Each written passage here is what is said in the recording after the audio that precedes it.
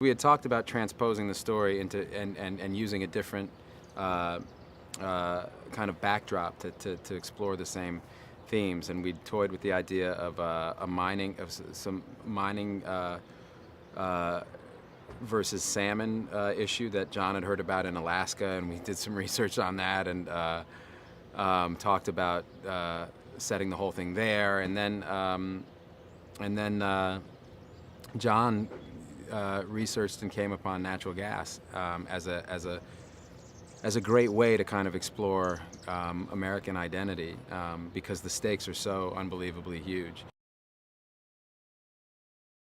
I just emailed Gus Van Sant, and I told him, you know, that I'd co-written something and that I thought it was really great and that I was going to direct it, but I couldn't for logistical reasons. And he emailed me back like about a minute later, and before they told us to turn off our phones, and he said, "Oh, I'd love to read what you're writing." And so I sent him the whole document just right there on the runway, and we flew down to Florida and landed 2 hours later, 2.5 hours later maybe, and when I turned my phone back on, there was a message from Gus saying he wanted to direct the movie.